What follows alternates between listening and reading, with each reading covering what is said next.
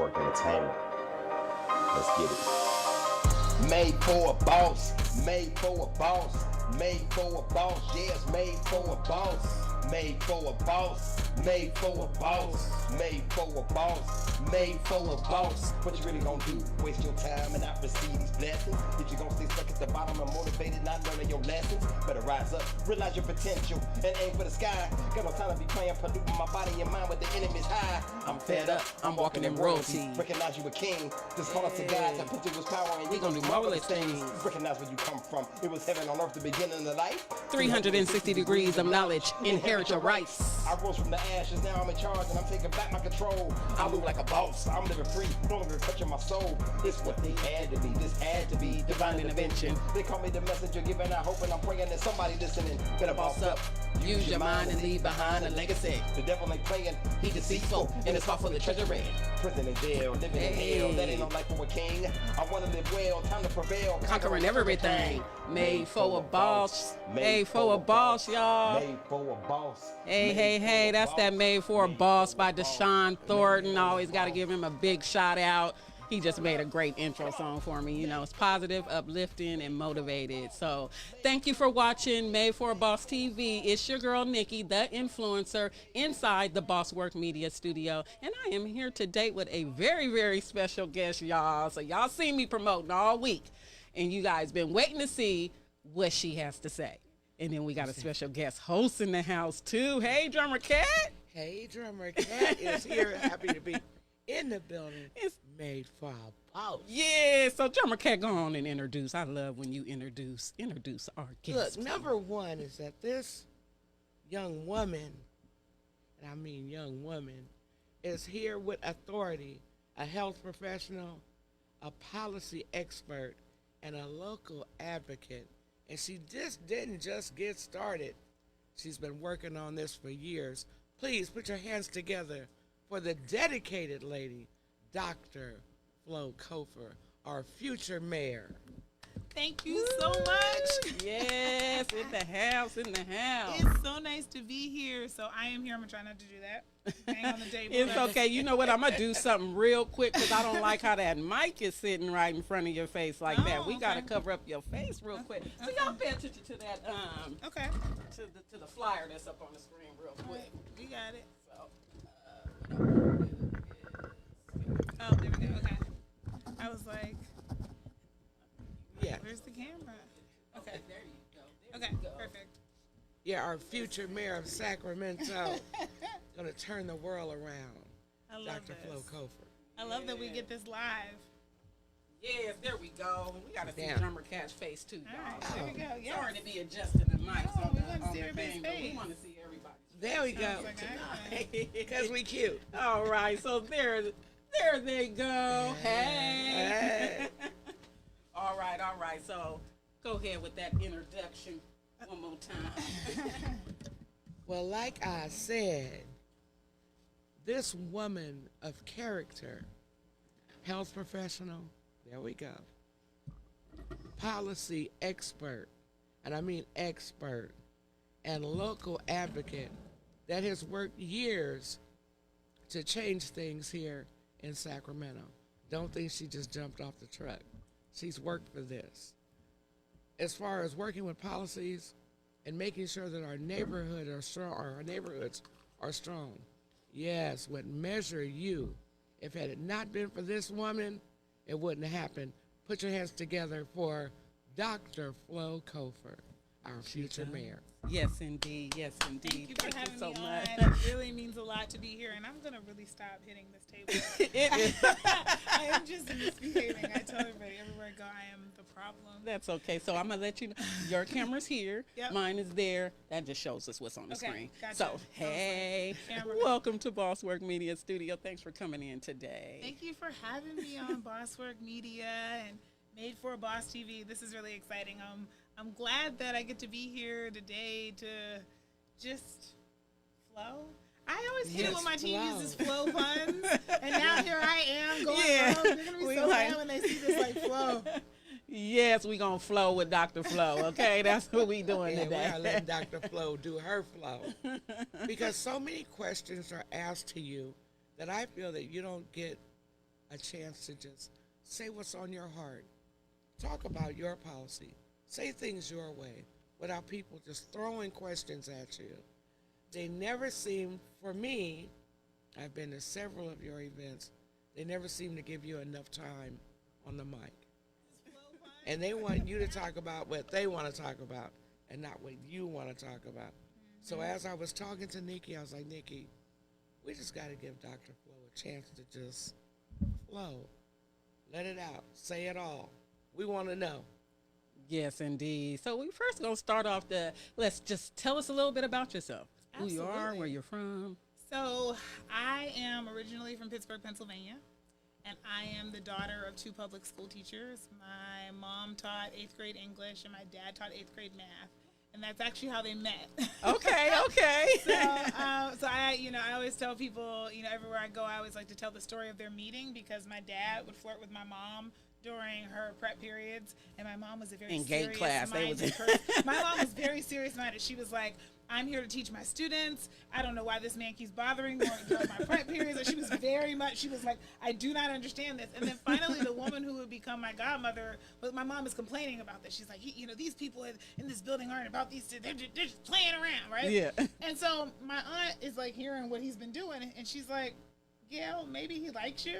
And then my mom is like, oh, he is kind of cute.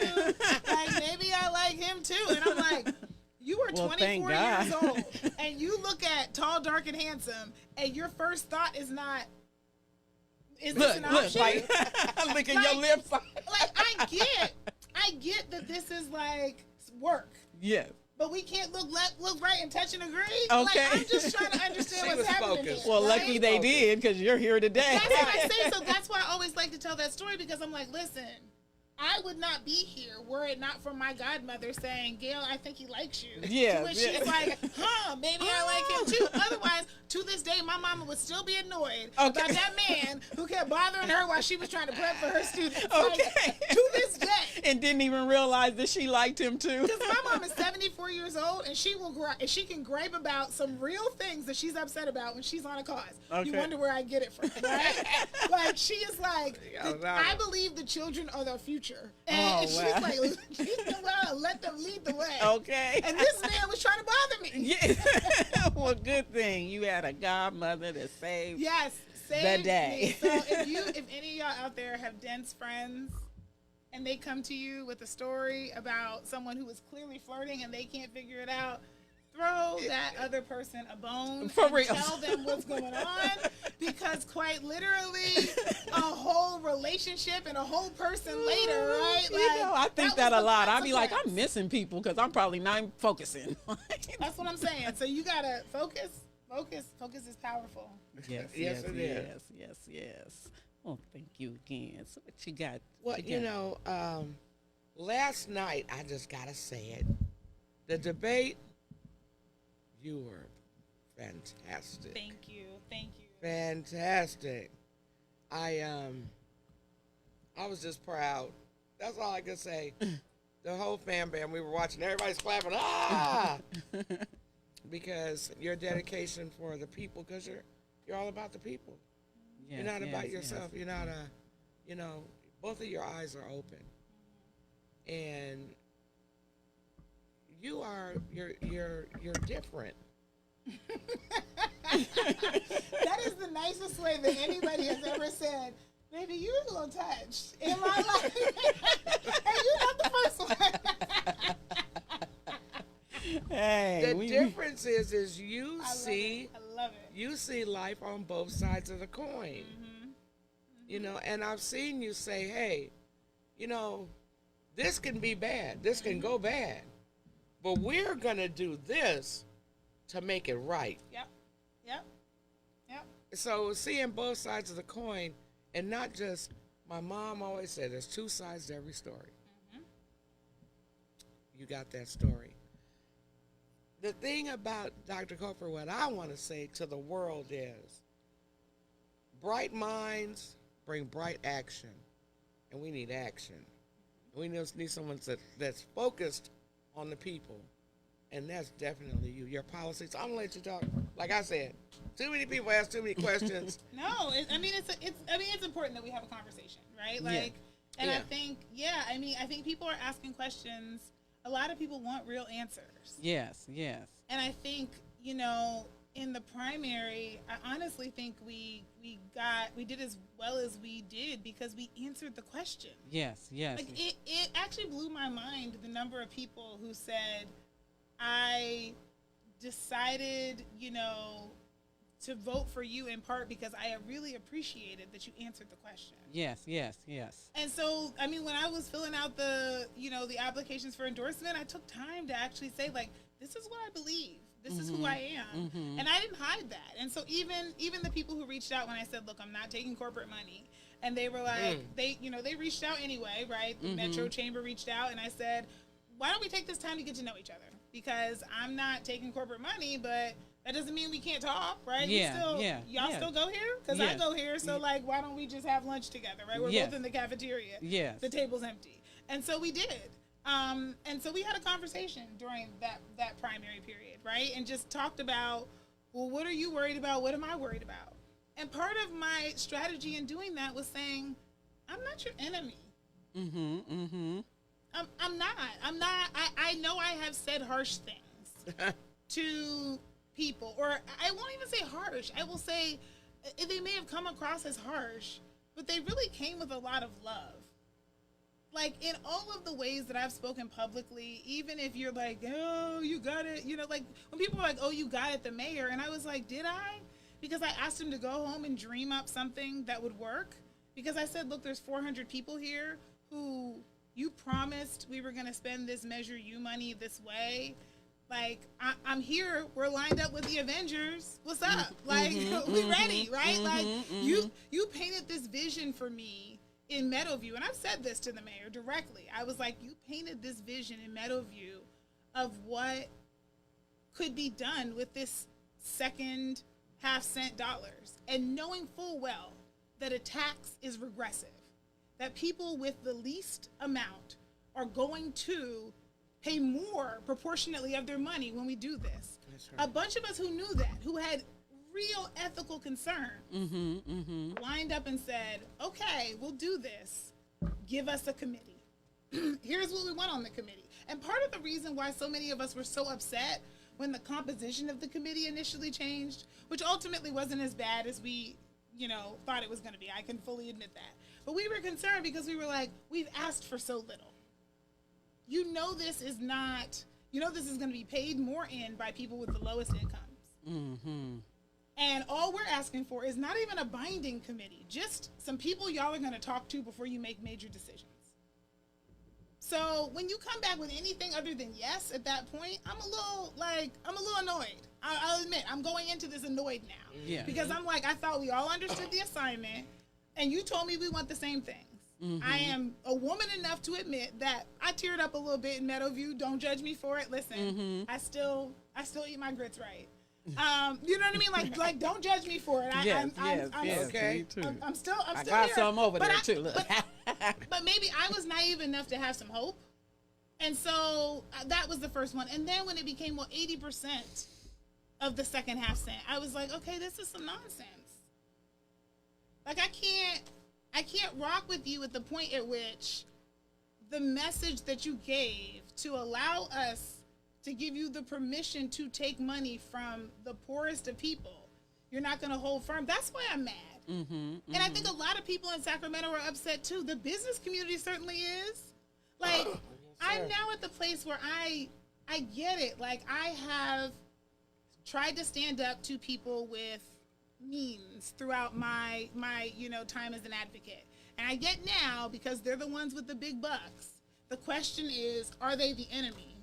But what I challenge them to do is to really go back and listen to what my message has been. Because my message has always been, there is room for us. You don't have to lose in order for us to win. Yes. My message has always been that there's a place for everyone in this choir. I just need some people not to oversing and some people to show up to practice, right? But there's room for all. We can do an 8-part harmony. You want 12. You want 16. How many part harmonies you want? Because we will find a space for you, and I will be in the corner playing the triangle because everybody knows I don't have the greatest of voices, right? Yeah. So there's room for everybody in this particular choir. Yes. That's been my message. And yet, there are still people who are upset, not sure why, because they like my policies. And they know I'm coming at this from a public health approach. And they know I'm talking to people and that we could be very powerful together. Because, see, part of the reason why I didn't initially want to run when people said you should is because I believed in the people who said, we're doing our best. And I also know that we all have to be experts at what we know. So I was like, okay, let me try to find a way to come in and offer for free some way to help. Yes. And when then I'm getting friendly fire, I'm like, hold on a second. Yes. I thought we all wanted the same thing. Yes. Yes. So I wasn't lying to people when I said I don't want to run for office. Yes. I was saying I actually think I'm naive enough to think that if we come at this logically and reasonably in a way that meets everybody's needs, we can work together. Yes, definitely. And then I'm being told, no, sweet dear summer child, that's not how things work here. Yes, you don't show up all eager-eyed and want to do things. And I'm like, well, I thought we all wanted to do things. I thought that's what it was about, because that's what I was going to ask you next. Like, what made your decision on running? As I see your bio, it says Dr. Flo COFER is a national trusted public health profession, seasoned California policy expert. Yeah, I decided to run because I felt that frustration. Like, when I come at you and offer you free services and backup and help, and you say no thank you, and then I see that seems to be the standard form answer to everyone, now I'm like, but people are dying. Like, my story very much that, you started to ask me is, my parents met and things were good, and they, my dad's coaching girls basketball, my mom is, PTA, doing this, doing that, youth choir, all the things, right? Everybody's happy. At this point, my mom gets promoted to be a school principal, right? Like, she's doing her thing, he's doing his thing, everybody is happy. And then we're at my aunt's birthday dinner, and my dad collapses and dies from heart disease. And I'm so sorry to hear that. He's 47 and I'm 11. And I'm at my aunt's birthday dinner. And my mom and all the other adults are freaking out. So I'm a Girl Scout. So I go to, the payphone on the side, and I call 911 and I say my father has collapsed. I say that, he has congestive heart failure.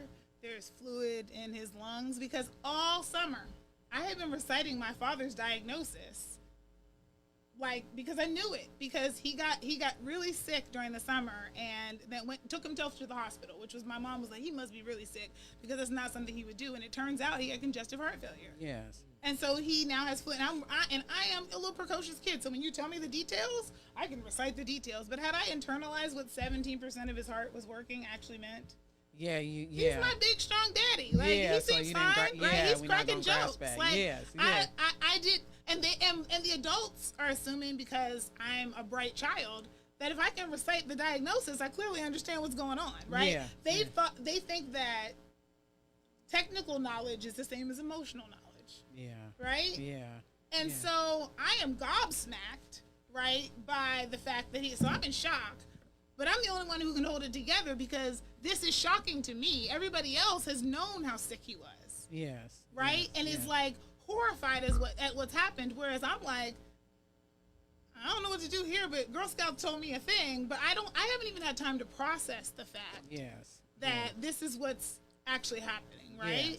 So then it suddenly adultifies me, because now I'm in this space where I'm, calling 911, right? And so I think these things happen for a reason, because what I will tell you is last year when the Office of Public Safety Accountability played this video of this 10-year-old girl being arrested. You know, the story of my father dying, you know, has always been a recurring theme, and my therapist tells me that humor is a valid, like, you know, coping mechanism. So some of the things are funny because, like, my dad was a jokester. Like, nobody loved a joke as much as my dad. And my dad, even when he was sick, he was making jokes about, oh, something happens, I'll just, you know, squeeze my chest, it'll be fine. You know, he would make jokes about everything. And so my aunt's birthday dinner was at Red Lobster because I'm a millennial and that was the fancy place to go eat, okay? Don't judge me, okay? We're a black family from Pittsburgh. Red Lobster was a big deal. The Cheddar Bay biscuits hit, and don't judge your mama, okay? Okay. So we were at Red Lobster when this happened. So I like and think, like, and this is probably like 15, 20 years after my dad died, all I could think was my dad making a joke to me in my head and being like, that is the blackest place to die ever. Like, I died at Red Lobster. Right? And so it's like, and so humor is a valid coping mechanism. I'm saying this. Yes, so yes. Sometimes you do. I know. Do you know how, like, good it felt to be able to laugh, to tell myself a joke in my dad's voice? Yes. Like, that meant that there was still a part of him that was living in me. And we only had 11 years together. Yes, I know what you mean. And so for me, when we're having these conversations, you know, the reason why I've never watched a video, as much as I have worked on police violence, I've never watched a video of a person die. Because I have my own, you know, heartbreak of watching someone die. I don't need to revisit that. I know what it means to be Eric Garner's kids. Right? Like, the only thing that would make my father's death worse was if there wasn't literally an EMT at the next table over who immediately began to give CPR. If it wasn't for the fact that everybody, the restaurant, I mean, they were all so incredibly kind. I think Red Lobster sent flowers to my dad's funeral, which, oh my God, is even funnier than him dying at a Red Lobster. But, you know what I mean? Like we have flowers from Red Lobster. Beat that. Okay. But everybody was perfect, right? And so, and this was a tragedy. And then I went to a public school where, wait for it, I had individual and group grief counseling. So I got support for this. And my counselor, Mr. Galloway, was a black man in 1994. Wow. So I ended up getting the best of all the worlds. Yes. But when I think back, when I watched, you know, what happened with OPSA and that 10-year-old girl, the police being called, and she ended up temporarily handcuffed, I thought to myself, the only thing that would make the night that my father passed away worse would have been if instead of, right, an EMT right there and an ambulance, someone came and put my uncles and my mom in handcuffs. Yeah. Or me, right? Yeah. I would live with the regret of, could my father still be alive and all of that, right? Yeah. And even still, that pales in comparison to somebody actually taking this person out of your life. And that should be something that we hold sacred and dear. And I'm not out of my mind to say that, yes, it's not the only problem in our community, but we're also mad about those. Yes. And so, you know, so part of what is, I think, so frustrating is that here we are dealing with some real truths. And I'm experiencing all of those truths with us, right? Because I understand the capacity of loss. And I'm like, and that's worse circumstances because this was definitely preventable. And don't get me wrong, my dad's was too. Because my dad started smoking when he was probably 12 or 13. He was born in 1947. There was no Surgeon General's warning, right? Yeah. Like, my dad's death was preventable, too. Yeah. And so was Eric Garner's, right? And so were any of the people who were killed by interpersonal violence in this community. So when we went 2 years with no youth homicides in Sacramento, that was a big deal. Mm-hmm. And I know that because of the loss I've experienced. I know what we spared people from. Mm-hmm. I know what we offered to parents to not have to get a diploma posthumously for their child. Because that happened to one of my good friends growing up. Yes, yes. You know, like, he didn't graduate from high school. Someone that we all grew up with, right? And so we have a heart for all of these things. We don't want there to be institutional violence. We don't want there to be community violence. We don't want there to be domestic violence. We don't want violence. Definitely. I am amazed at how much we're all saying the same thing, but somehow we're not fighting on the same side. The same side. And I feel a little bit like I keep saying we got to dream of a better way, in part because I feel like, am I the mad scientist at this part where the planet is on fire and the two warring sides decide to work together to beat off the aliens so we can exist? Because the planet is on fire, right? Like, and we need to stop the petty stuff and start working together. Right. Right? Yeah, am I Jeff Goldblum? Because he's from Pittsburgh. Is that my role? Is that what I'm supposed to do right now? Mm-hmm. Because it's like, why are we not being, like, 10,000 people don't have a place to sleep. We have not realized that is a human necessity. Like, we don't have to watch Hunger Games to see the conditions we're living in. Ooh. Yeah, we're seeing it right here. This is right real here. life. Like, yes. I feel a little bit like, I get Spike Lee at the end of the movie, like, wake up! Okay. It's like he's drawn this picture throughout the entire movie, and then he's like, listen, if they ain't got it at this point, this is my last shot, right? Wake up! Like, it's like, are we like, how bad are we gonna let this get? There is enough food on planet Earth to feed everybody multiple times over. Man, especially when I think about it, I feel bad. I go try to find somebody. I just know that people come right here, so sometimes I don't even put it all the way in the trash can. I'll set it right there because I feel bad that we throw so much food away. But do we hear ourselves? we're like we're really having this conversation on a planet that could just feed everybody. Like, it's a decision.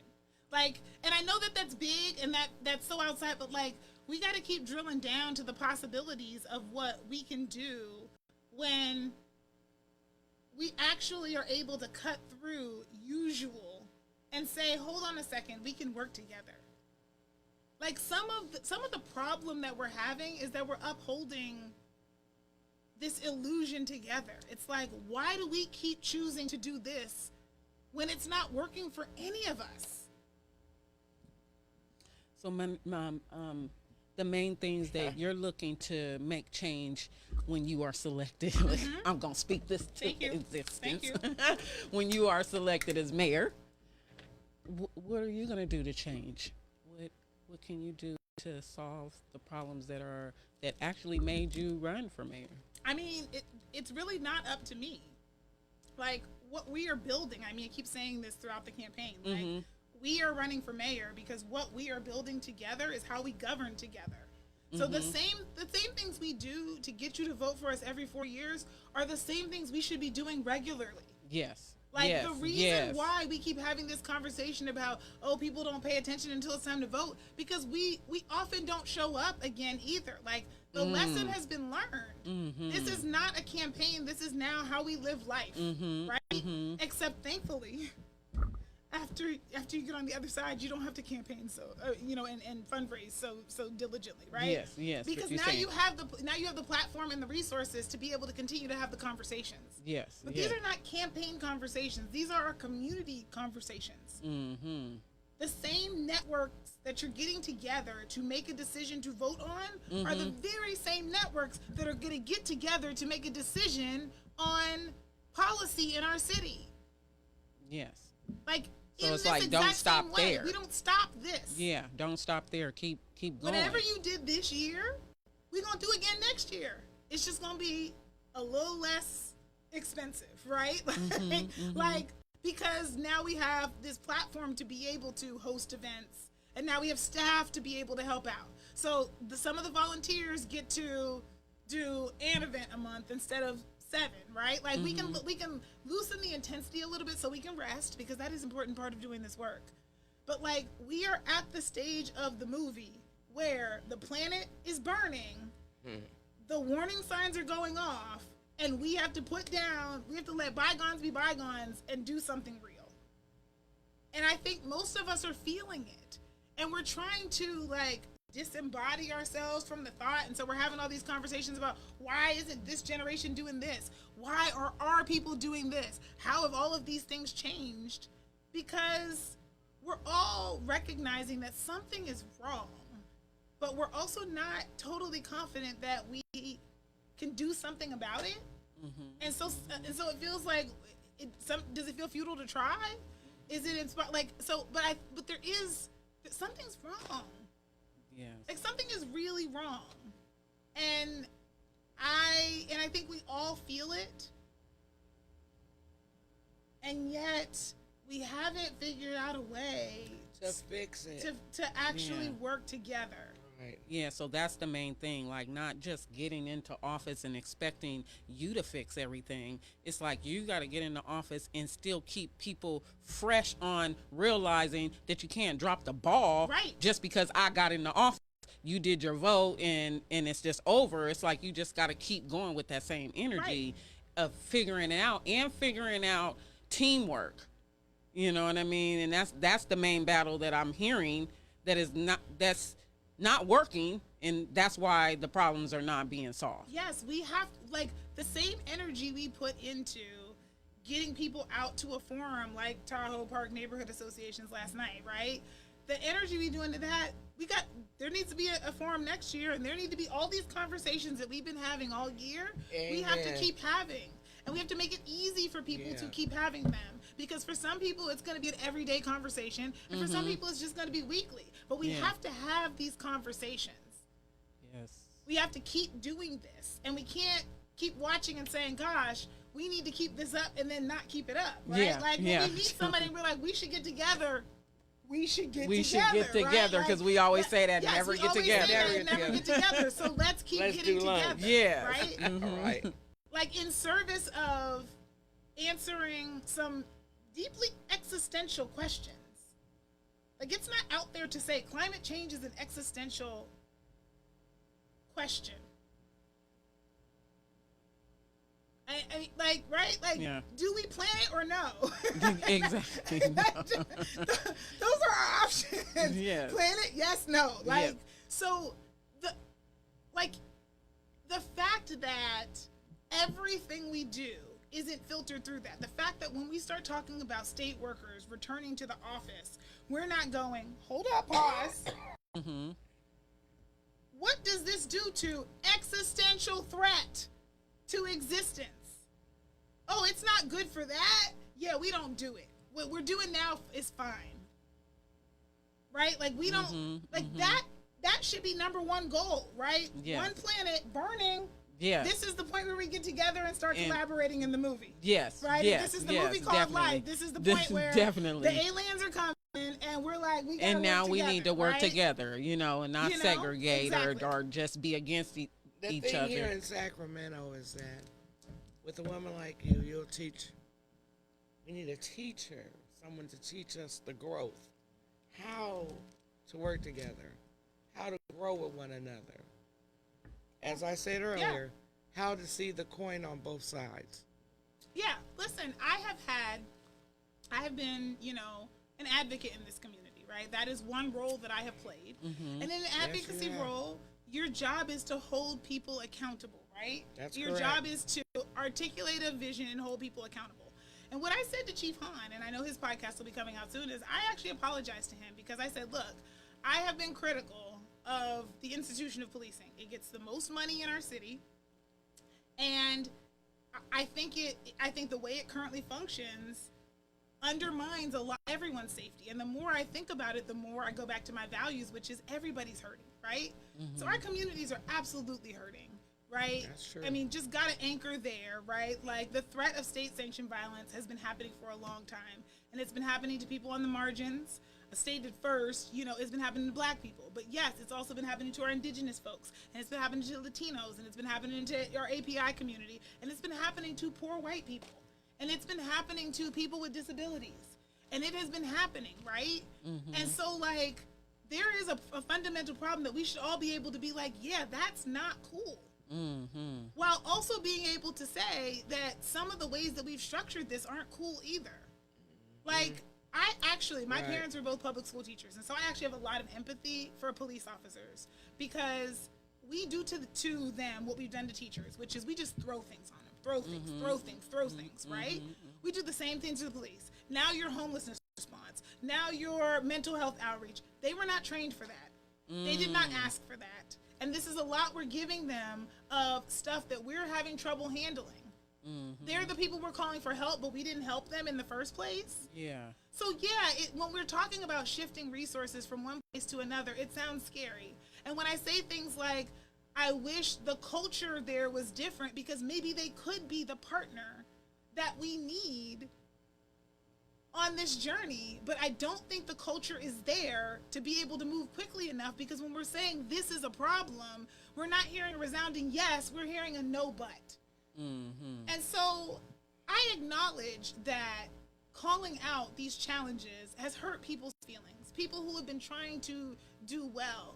But I also feel like part of us being leaders is having to also hold some of the things that we don't always want to hear. I engage with the people who disagree with me, who sometimes call me strange names, and who, you know, if they're asking a question, if they're engaging in good faith, I try to respond, because I think the conversation is important, in part because I think we want similar things.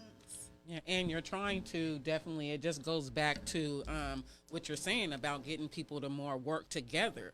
So if you can't hear past maybe some of the ignorant things people may say in between saying something that may be useful, Well, is so that's good. we haven't been taught how to help public servants.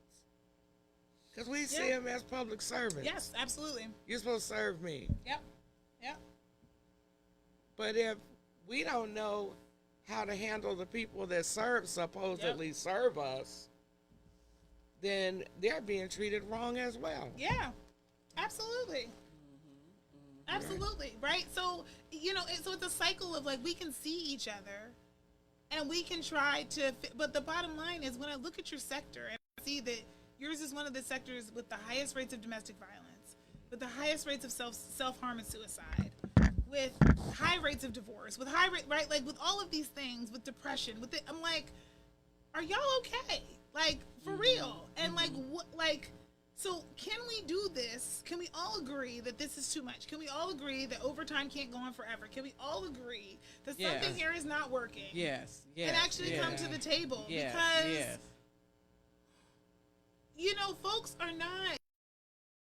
folks are wanting to disband this because there's not actually success. Not because in any of our dreams we don't think safety is important. In any of our dreams we don't want to have somebody show up when we need help.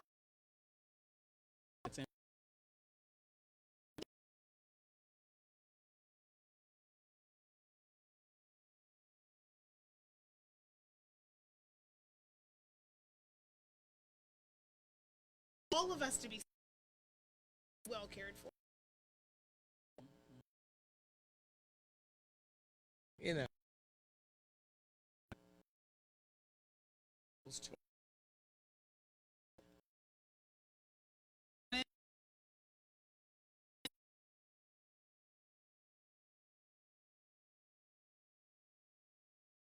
Yesterday I was in at 2:40.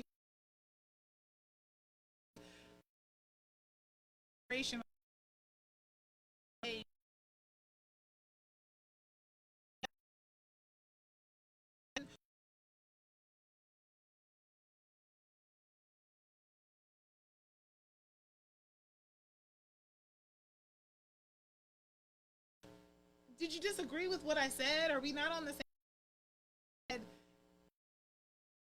That I had to me, I was hearing people cry. Like, there's a lot riding on this, and I'm gonna mess this up. Like, I don't know if I got this, y'all. And so, yeah, it's scary to do new things and to try something that we know will work because it's been pieced together, but like really work together and build a community. Yeah, that's scary, right? Yes. And to build a functional government where we actually participate and we actually are heard and like things get done, like that's scary. Yes. But also it's possible. You know that, right? Yeah, and that's what conquers the fear. Because if you wish it, dream it, do it.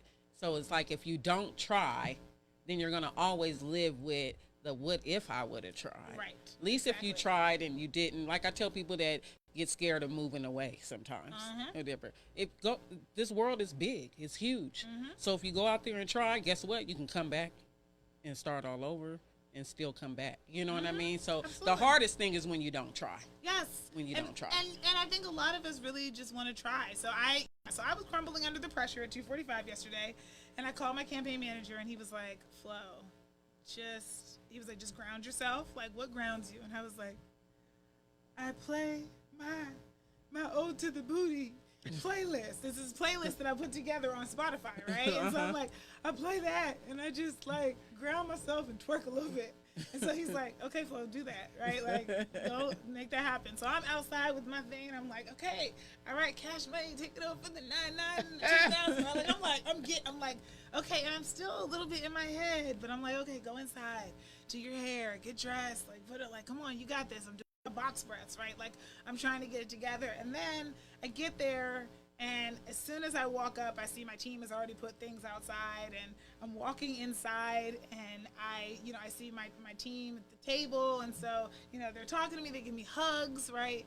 And so now, we're humans, we need each other. The hugs just like, whew, they lower your blood pressure, right? Like, that's what happens with babies. That's why you hold them and to comfort them, right? Like, we didn't abandon that as adults, so we still need our hugs. So, whew, Yes, like, it's definitely. like I'm feeling energy. I'm taking a little bit of hope. Contribution they're going to make, because this would be a scary job if I had to do it by myself. I think the fun of it is that y'all will actually take my calls now, right? Like, some of y'all been leaving me on red, and now when I call, y'all going to be like, hold on, I say this real quick. Like, I who I think are cool, whose ideas I'm interested in, who have signed up for public service also, and I get to be like, what do you think?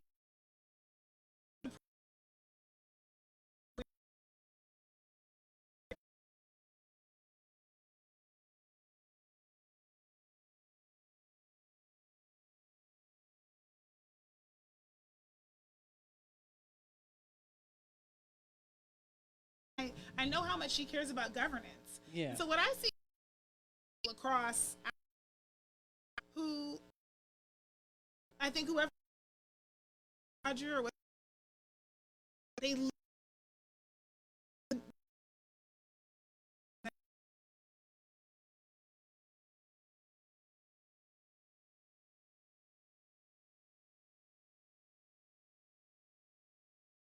you to decide.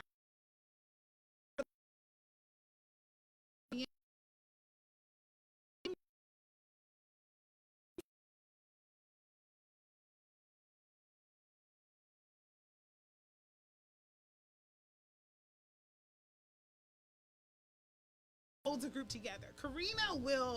She is a fighter for justice. That is what she believes. And she sees it even at the small level. And so even if, Karina has, endorsed my opponent, but she was like, hey, did this thing happen? And how did you feel about it? Because I feel a way about it, right? Like, I don't know that was appropriate. That doesn't help her candidate, right? But she sees people doing similar things as part of the team. And so she's the leader of the council in many ways, right? Because she can be the glue between everybody if you're her people, right? Yes. And so our job now is to make sure that we're all her people. And then, I think about Phil Pluckybaum, and of course I'm close with Katie, and I'm heartbroken because I wanted to be doing this with Katie Valenzuela, but I also know Phil from the Planning Commission, and, he was reasonable about some of the things that needed to change. And he's also a pragmatist. And he's also in a very split district that he just won by 116 votes. And I can imagine that he's also trying to figure out how successful Katie was and how to continue replicating a lot of what she did. How to ease some. Great, now you're going to not be Katie. And we care about these. Didn't like, right? During that. So, but I like them. Success.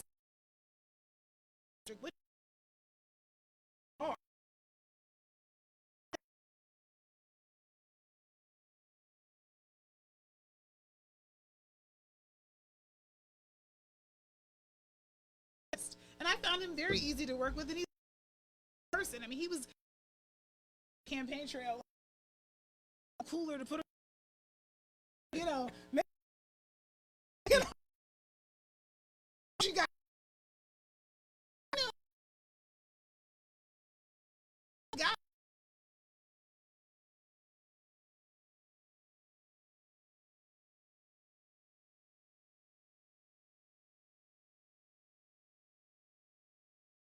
Because I just had some concerns about like and all the right things.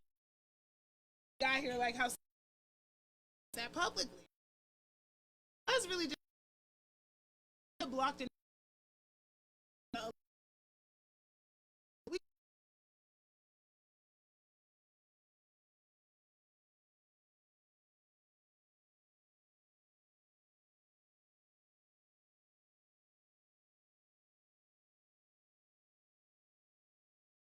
And has deep ties, you know, who feel after me, actor trans, you know, when the same other and with,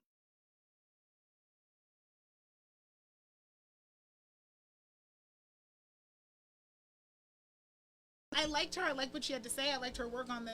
So this was a really difficult decision as well because here's a long-term resident who I've worked with, but here's this new person over here who's saying some policy things that I think are really important, like we're not going to further militarize our police. And I'm like, okay, let's go. We're not going to like we're going to do this. We're going to do that. And so I'm like, okay. Great idea. And so I'm skeptical at first because you new here. What's up, right?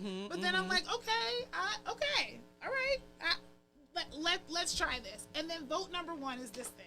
Yeah. And then it's handled so. And so I talked about it publicly. And you know what? When she and I sat down, she was like, I get it, right? Like, and I, you know, I don't know about the blocks and tackles that happen behind. So I can see why but like, we had a relationship enough for us to talk. And I was like, you're right. I could have. I didn't see it that way, but you're right. We also could have, right? And so I want to give her the benefit of the doubt that I don't know if she would have had time because of the number of people reaching out then, but I didn't reach out to her in the same way that, you know, I recognize at times we don't always reach out when, you know, when we could, right? And ask, are you okay before we make assumptions, right? Yes, so yes. Fair.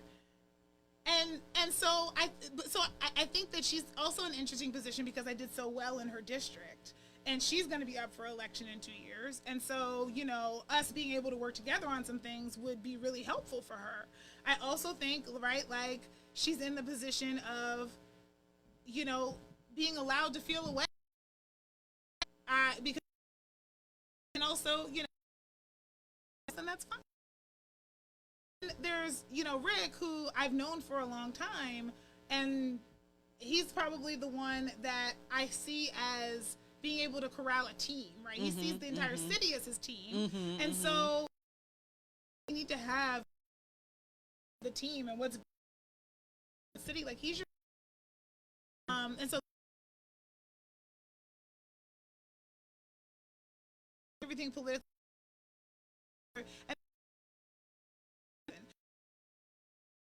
And so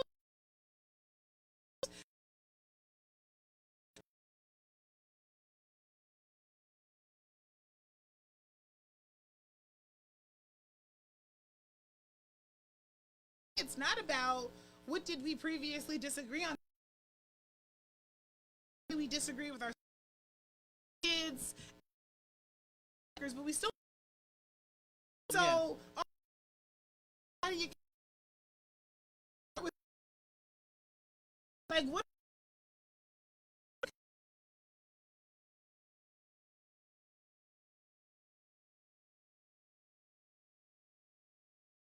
With what are the big things we can all work on because we know that they're important.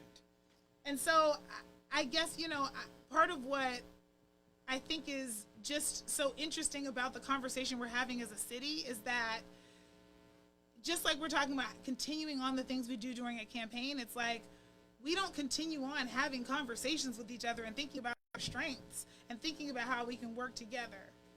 Yes, yes, yes. So I got a few viewers. I'm looking at our Facebook Live, and they've been on here asking some questions. I'm trying to get somebody to call in. You can call in, y'all, 916-745-9598. That is the number to the studio. So I have a question from William James Bradley. The question I have is, how will she work together with disfranchised communities? Am I saying that right?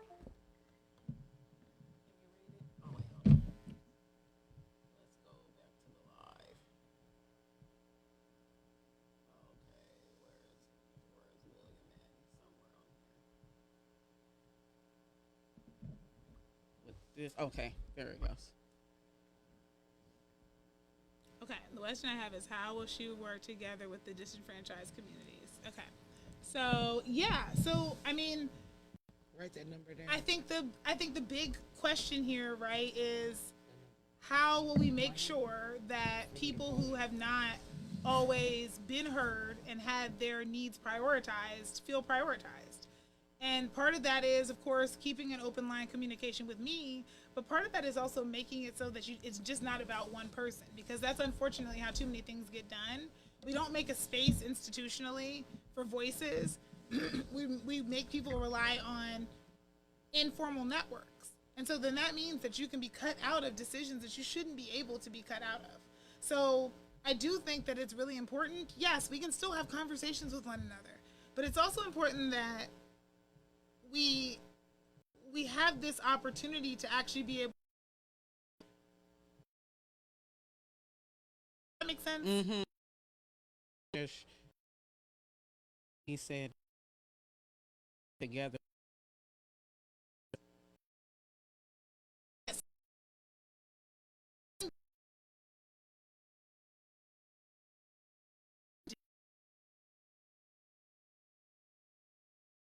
Space for there to actually be an opportunity for you to show up and ask.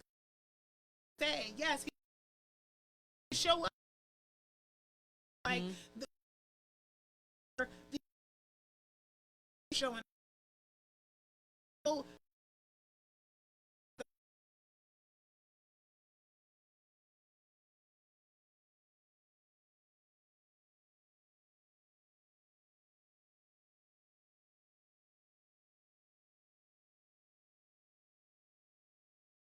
and if we don't show up now, trust. So they need To be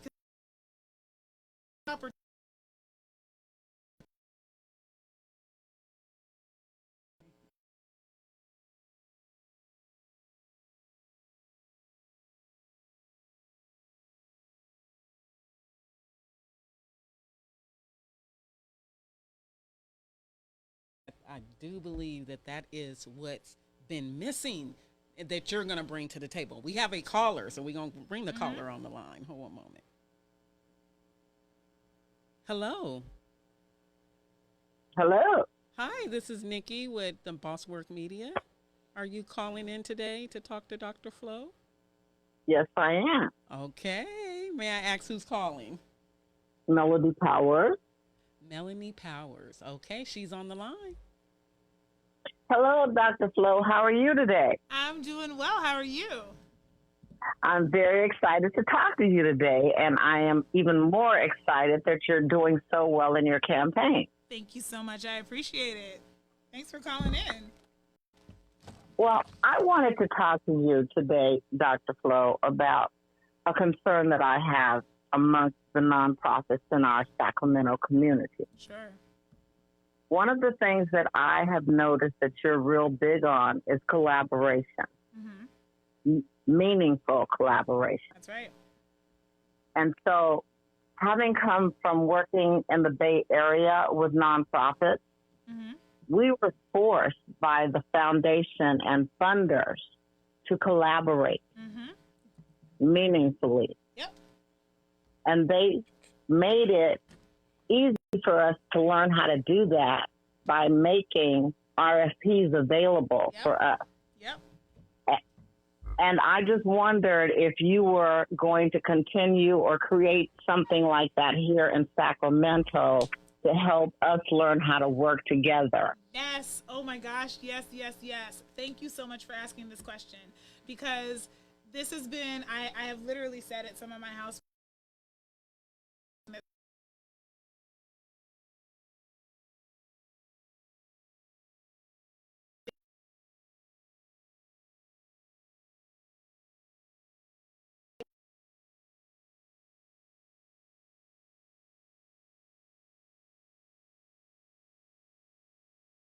because we're Yes. not doing things effectively, and actually brought people.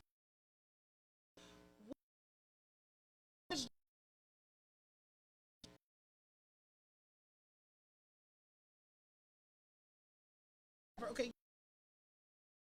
And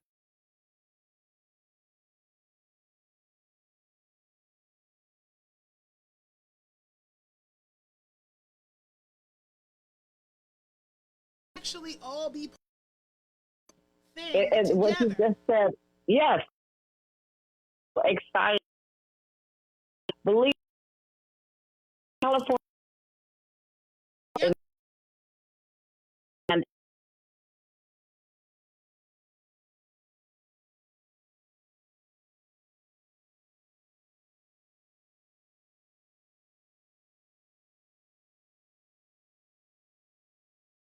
years, Yep. which could be renewable. Yep. Yep. And that's the partners that we wanted to work with I love in it. the community, I love it. and that we were the fiscal agent, Yep. I love it. and we were responsible for making sure that each one of those nonprofits who were our partners did their part. Absolutely. And everybody can take off the part that they can do. You feel me? Yes. And then they went to the Department of Public Health, who gets the majority of funds from the federal government. And they presented them with a proposal to match the money that they put up over a period of time, so that when their 10-year commitment to our community was over, our money wasn't going to disappear. Right. And I think And we can keep doing that, right? Because I worked on a project during COVID where multiple foundations came together to help fund.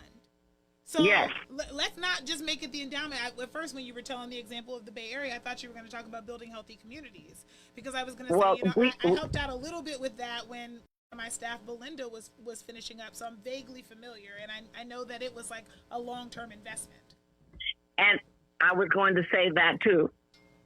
And more importantly, it wasn't just them, because there was a team. They became the team that brought in all the other major funders to sit down at the table, which would agree to create RFPs to fund these different areas of programming. So it wasn't just that we were working in collaboratively. The funders had to show commitment.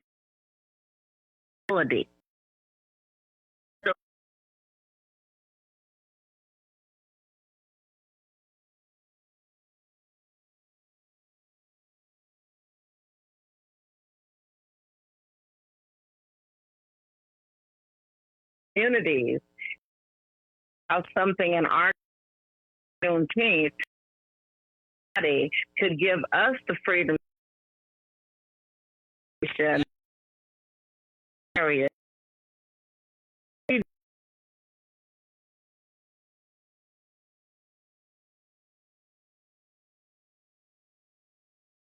Events on the over here. Oh.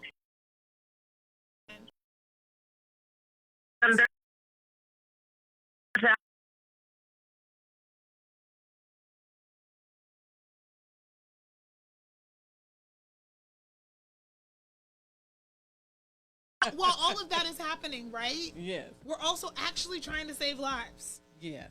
Right. Do you know how much more effective we could be if we didn't have all of that going on and we could just focus on the saving lives part?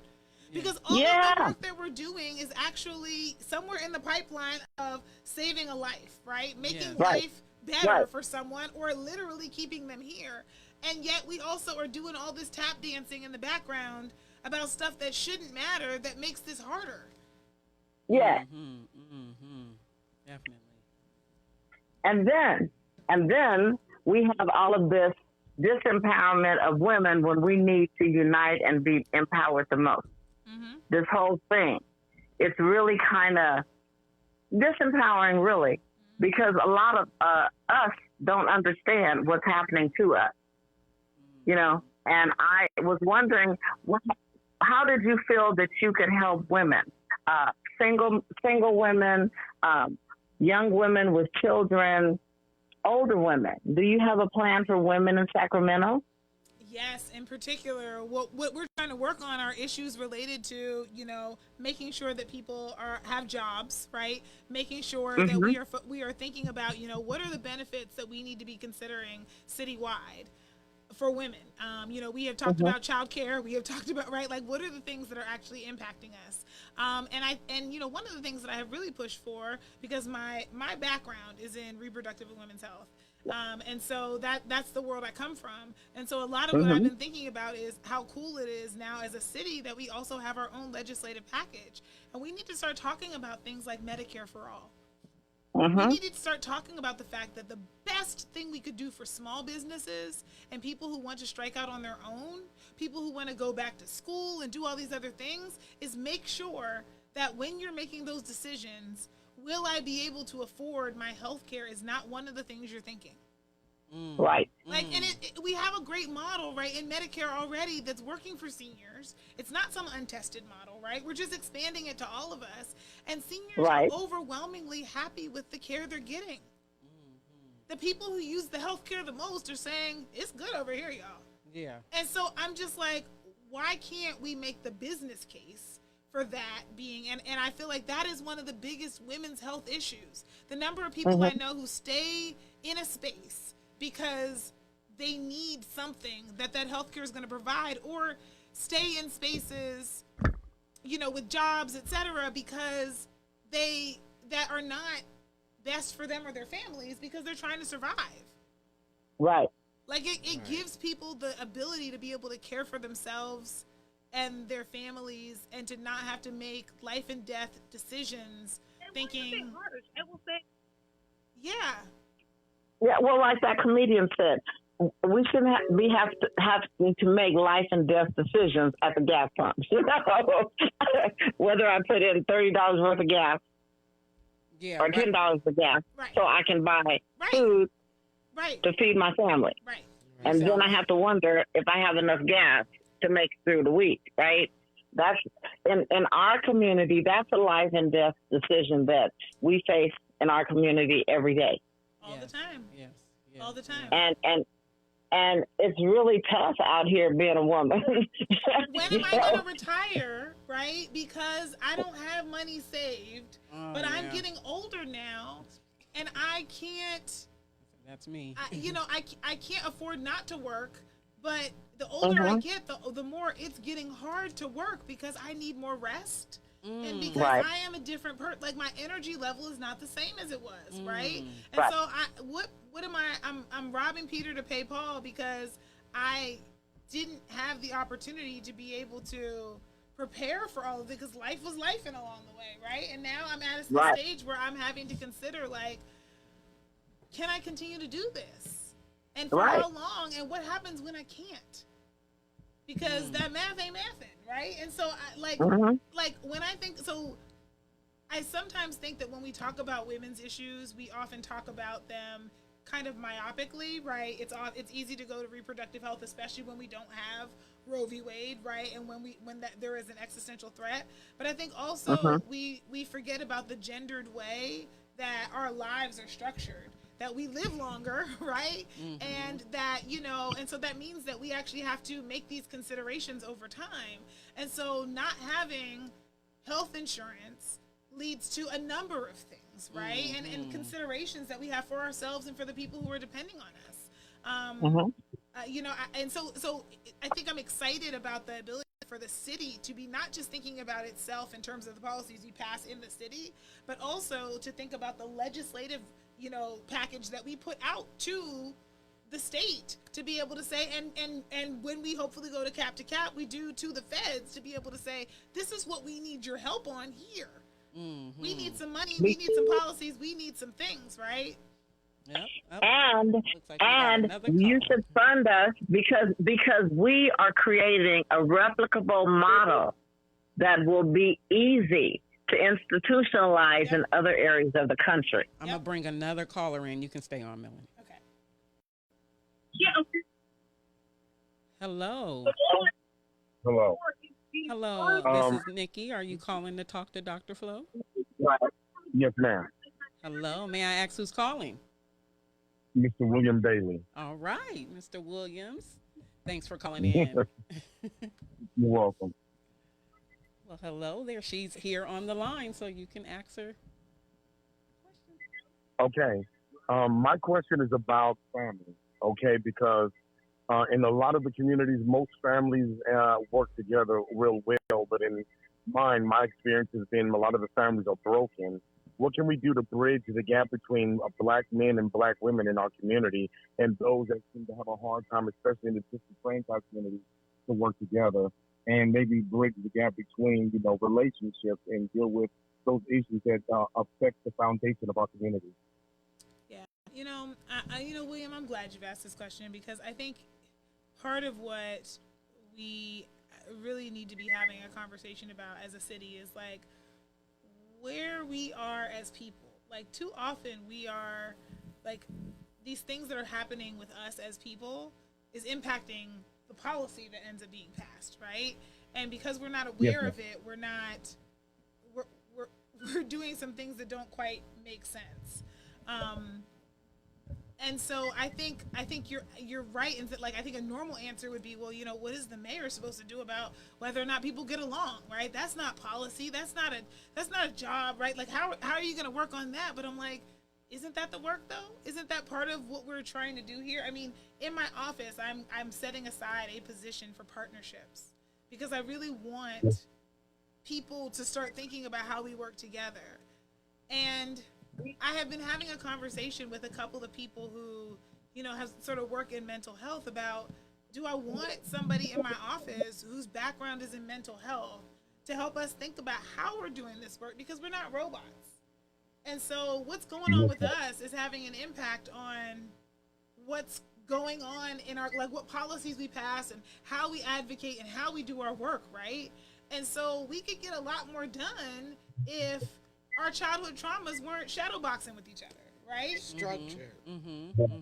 We could get a lot more done, right? We would be willing to work with each other if we didn't feel threatened by each other, if we didn't have all of these things that are coming that are emotional and that are not policy. And too often we try to depersonalize these things, right? We talk about this as if there are two sets of lives we live, right? And one of them is our professional life, and one of them is our personal, and like, you're one person. All of this is happening together, right? Yeah. Like, it's the same. Like, there is no like, that's not real. Like, you can role shift. We all play different roles in different spaces, right? You can role shift, but every single one of those roles is you. And so that's deep. Right? Like, so you gotta fix you. Like, you gotta fix your relationship. Mama you isn't the same as relationship you, isn't the same as friend you, isn't the same as coworker you. But it's all you. But they're all you. Yeah. Right? Yeah. They're all shades of who you are. You're choosing, right, which things to play up and not, right, in different places because they're different roles. And they still lean into the next as much as they try to say don't bring your personal to work, but that's one thing he's touching on. If you can mend relationships and mend things that are going on within households, relationships, things like that, it wouldn't drift over to work or drift over to the community. But part of what we're doing at work is when we're having these conversations and conflicts with each other, it's the same dynamic. So thinking about it as drifting over into work, or thinking about it as how many bills haven't gotten passed because people were angry at each other, right? Yeah. Like, not because of the fundamentals of what's in there,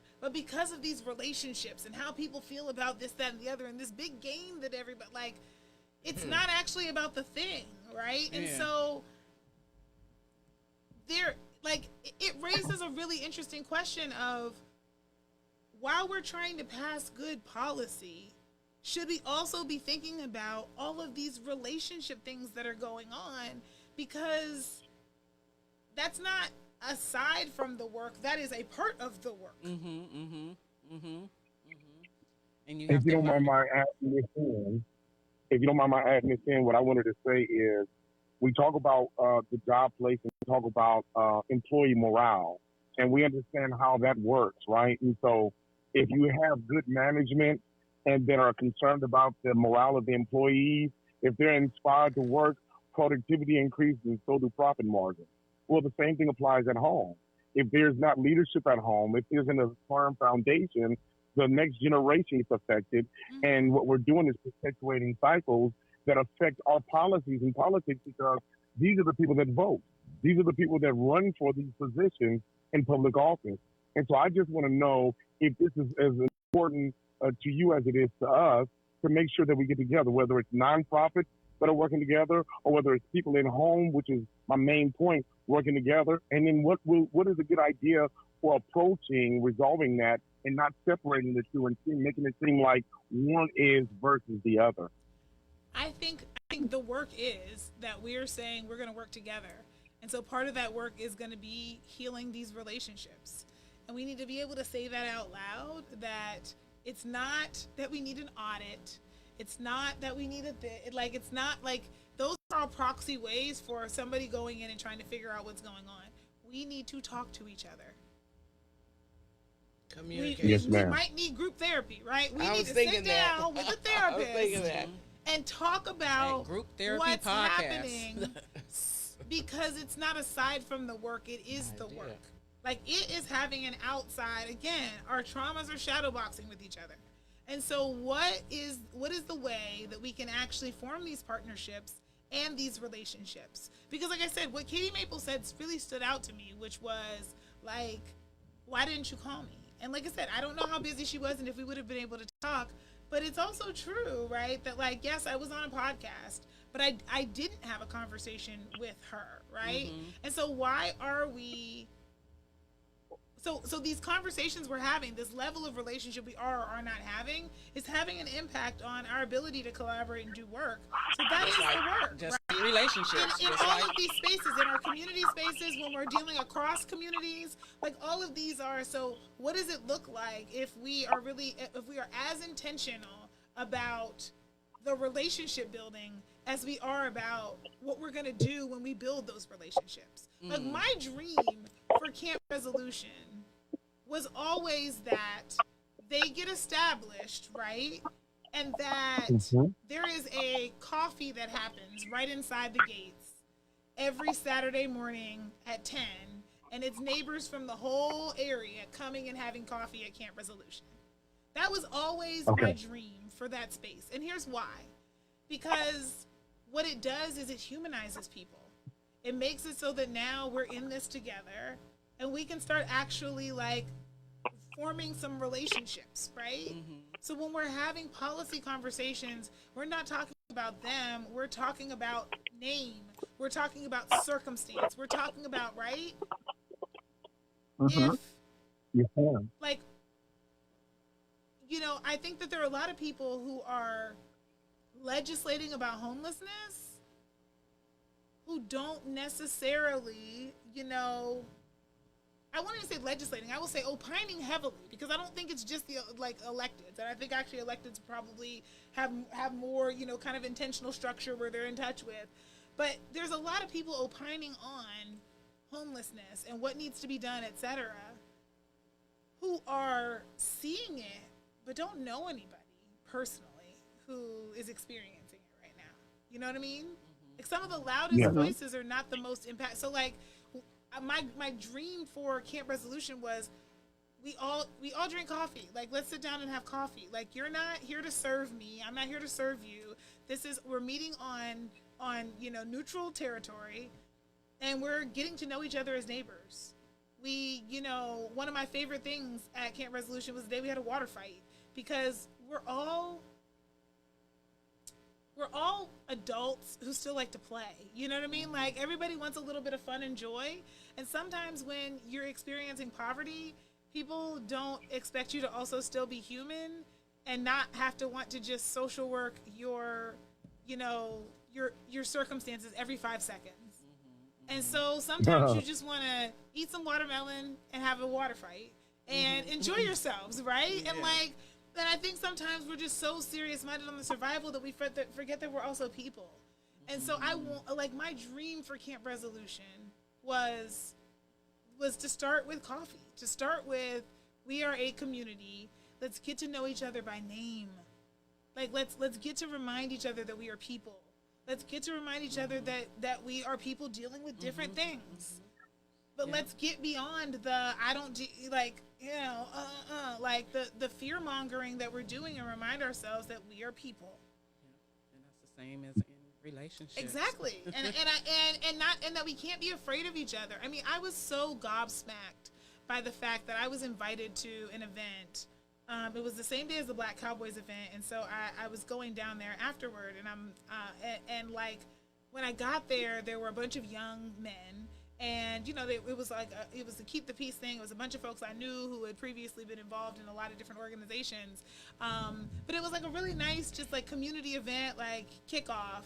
And they were there talking about the importance of relationships and caring for each other and being in the community and all this like positive uplifting, like we're going to be connected, right? Yes, really, this is like anti-violence at its core, which is love, right? And so I rolled up and then they're like, hey, this is Dr. Flo. She's running for mayor, da-da-da-da. We're having a conversation. It was great. And then I was so like disappointed that one person said, like, see, she's actually here. Most people are, she's not afraid of you. And I was like, right, I knew what was being conveyed, right? Which is true, that I'm not afraid to be, like, you are my family. You are right? I'm not afraid of you. But it also just sort of reinforced this notion that is true, which is a lot of people are afraid of you. You are just a boy or a young man in a park right now having a good time on a weekend, but there are a lot of people who are afraid of you. And so, and that's sad, right? That the bar is literally in hell, that, look, she not scared of you. It's like, oh my gosh, right? Like, because so many of us are afraid of each other. And, because we've had our own safety violated, like rightly so, because we don't know, because it's fear of the unknown. Like, we're afraid of each other. And you don't have to walk around with 2 bodyguards. Yeah. And like, people are people, Like, people are people. And so I think that there is some... That's what I said about moving to this I parking think lot. that's why they care about her so much. I think this is why the community cares about you so much, because you don't put on any, like, I'm the greatest. Say, there's my bodyguards. Walk in front of me. And then you're like, okay, I'm from the hood. We in the hood. Let's make the hood work. Like, we're not afraid of anybody. Like, this is our community. Like, That's it. That's This is exactly home. what I'm saying. People would ask me, "Are you sure you want to move to that parking lot?" I'm like, "Do you know these people have my back more than anybody else?" I'm like, "Y'all see poverty, I see protection." I'm like, "They have my back over here. It don't matter if they homeless or not." The point. And I want to say this, first of all, again, like everyone else has said, congratulations. Thank you. It's good to see someone with a face like ours in the community that really cares for more than just us, but everyone across the board who has the potential to get in the office. We want you there. We need you there. There's a lot of us in the background always supporting you. And me and Charlisa Hudson, who's also one of your commentators on this show, went to the Bay Area. We went to the mayoral debate in Frisco at the Bayview Opera House, and it was outstanding, right? But it just reminded me so much about the need to bridge the gap between communities, because really it's a human issue more than it is a one city or demographic versus another one, right? So we went down there. We told them about the need to support you. They want to support you, and they want us to support them also. And I'm thinking about those types of things. I have a gentleman also, and then I'm going to stop right there so that you can continue your podcast. And that is, his name is Bob the Skater. This gentleman wants to meet with you. This man was working in the city, had a position down there, and they had him build one of the skate parks down there. And then all of a sudden, took it away from him. They monetized it and then fired him. This man is still out here using his own money that he had given to him to do it on his own, but he's left in the lurch. And of course, connected with him, he's a white gentleman. But he's someone who has a heart like you, who when you see him, if you never seen his face, you would think he was an African American. And then all of a sudden you see his face, you're like, you got to be kidding me. You're as concerned about our people and anyone else as we are, and that's where I'm focused at, because our people have been known to be stepped on and yet still loved our oppressor, and that same thing has to apply all the way across the board, in my opinion. You said a lot there. I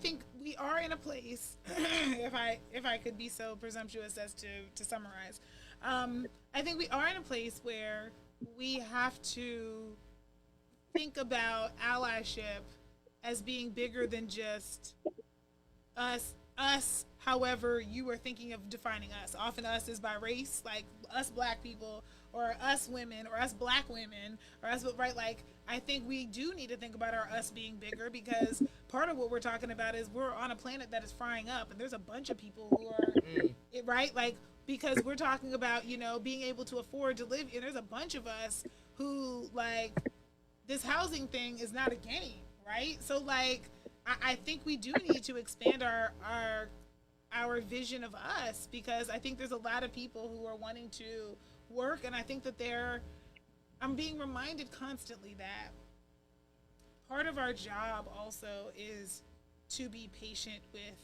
people, and that doesn't mean we don't push forward, but we also have to, like, things can move quickly when you're pushing for change, and you have to remember to tell other people the story. Like, you have to think about it as, like, sometimes as you're going back and trying to get people to, like, do something new, it's like teaching, your grandma to use your iPhone, right? Like, it's going to take some time. She's not just going to pick it up and be like, boop, boop, boop, I'm FaceTiming, right? It's going to be like, baby, one more time. How do I turn this thing on? Okay, that's our lesson for today. Come back tomorrow and then we'll do more, right? Like, I got it, right? It's going to take some time. But grandma's going to get it. And eventually grandma's going to be in the group chat having a good time, right? But she won't ever get there if we assume when we give her the iPhone for Christmas that it's just that she's going to pick up and just do it, right? We're going to have to be intentional and move people along, and I think sometimes we forget that.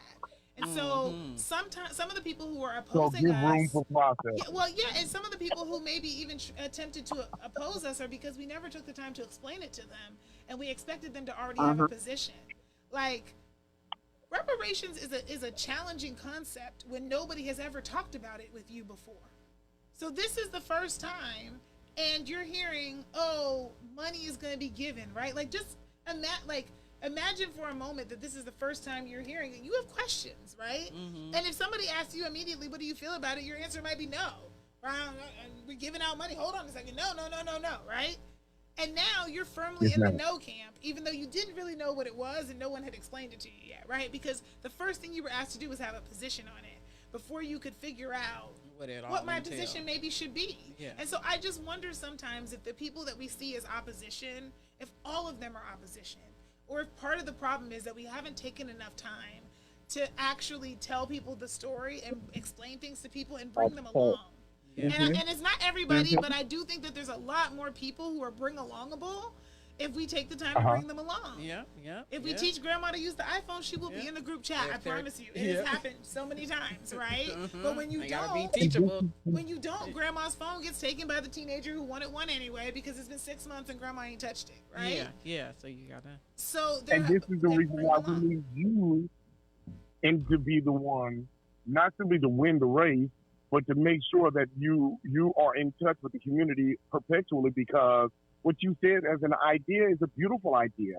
I would love to see that out here in Sacramento, because we have so much untapped potential, but a lot of people don't tap into it because there's no one to encourage them. And it takes people who are in those positions to pull them up rather than being dragged down. And saying that, and let me reiterate in here, and saying that she does have a campaign, and we must help her with her campaign as far as donations.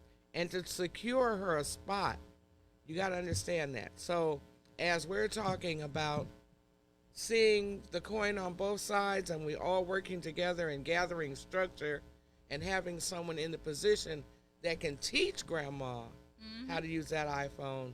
We have to understand that it takes money to make this happen. So if you are listening in the sound of my voice anywhere around the world, please look into donations for Anywhere the around campaign. the country for donations, not Anywhere the world. around the country. Unless you're a Not the U.S. world. citizen. We cannot take foreign I contributions. didn't mean to say the world. I just You're want a to make U.S. sure citizen. that's clear. So, Out of the country. you have that up on the screen? Go ahead and read that. No, we understand. We understand. I don't want to hold up too much of your time. Thank you for being a listening ear and responding. And just know that Here it is. those of us that are out here watching you, this is the reason why we want you in office. Thank you for your time. Thank And you, Mr. Bailey. please continue on to get what you're doing. You're very welcome.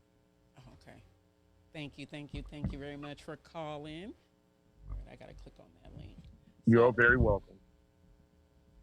So Nikki is going to click on the link where you can donate because we definitely want to support Thank you. to support someone that is supporting us, that's going to teach us how to support one another. Come on. Yes, man. and it's floformayor.com/donate. And I just always like to make sure that people know where the money goes.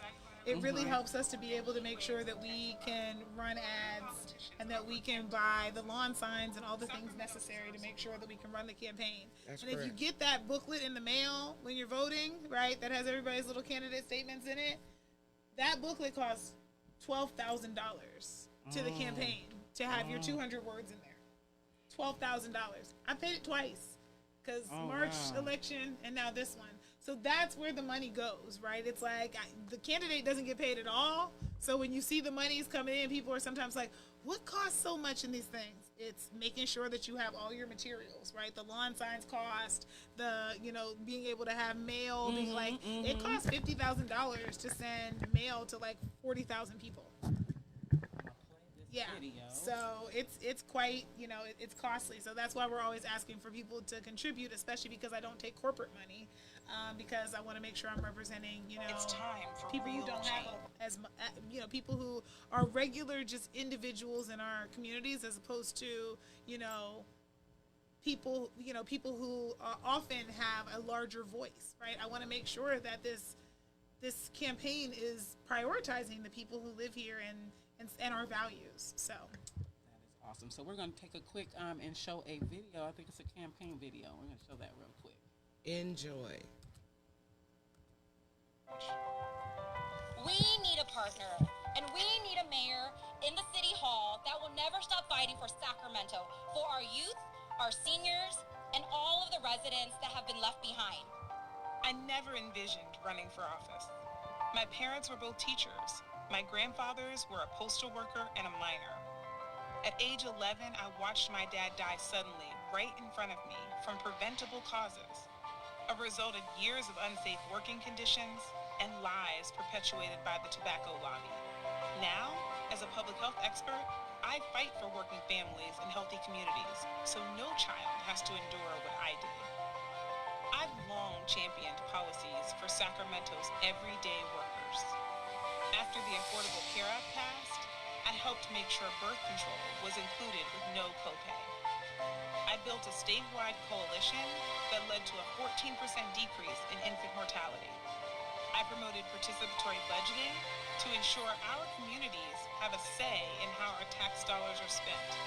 And I contributed to Sacramento's climate action plan to keep our city safe and prepared. I know that more is possible. We can end homelessness, ensure safe neighborhoods, build healthy communities, and establish a green jobs hub to tackle climate change and boost employment. we need this space to rejuvenate, to gear up, and to go out and fight, because we know public policy is a matter of life and death. The politicians who got us into this mess won't get us out of it. It's time for a different kind of leadership. I'm not a career politician, and I'm not accepting corporate PAC money. I'm a public health expert and advocate now, and that's exactly what I'll continue to be as your mayor. Our city thrives on the backs of hard-working families who deserve leaders who fight for them. We are mobilizing to reclaim Sacramento for its people. I'm Dr. Flo COFER, and I'm running for mayor because I know together more is possible. Yeah. Hey, that was awesome. Yes. That was awesome. That was awesome. I want to look for the donation. You want to Link. elaborate on that video? It looked good. Yeah, so shout out to my amazing comms team for putting that video together. They had a plan basically to be able to kind of tell the story of like, who am I and what are we fighting for, and catching a lot of B-roll around town, places that you would frequently find me. Like really experiencing sort of my chosen family here in Sacramento and the ways that shows up, and talking about the vision for what we can do together and what makes this place so great. And that really is what excites me. Well, that is Right awesome. on. That made me excited just in watching the video. I'm so glad. I'm so glad. Good, powerful movements going on. So Yeah, that they was did. The team did a great job, honestly. Like, So couldn't have asked can for you give us some more information? Can you repeat how to donate again? Yes, absolutely. So you can donate by going to floformayor.com/donate, or just floformayor.com. You can navigate everywhere on the page, but the /donate takes you directly to the page. And you can set up a one-time contribution. You can do a recurring one every week, every month, whatever it is you want to do. Every bit helps, and those recurring ones also help us to be able to plan out when we can buy things because we know your money's coming in. And so you can also sign up on the website to help us with door knocking, which is when we go door to door to be able to, talk to people and have a face-to-face conversation. We never send anybody out alone. So if you've never done it, we do a training for everybody the day of before you go out. And the nice thing is you don't have to know everything about my platform. You just speak to the heart about why you care about this, and introduce people to the campaign and invite them to go to the website, read the literature that you're going to give them. It's really like, it's not a thing where you have to feel like, oh my gosh, I don't know if I'm qualified. Like it's for everybody. It's really having a conversation with your neighbor. The question you ask them is, hi, I'm, such and such. What do you care about in Sacramento? And then the conversation goes from there, right? Like, and then you get to say what you care about in Sacramento. Like, it's very much about having conversations with neighbors.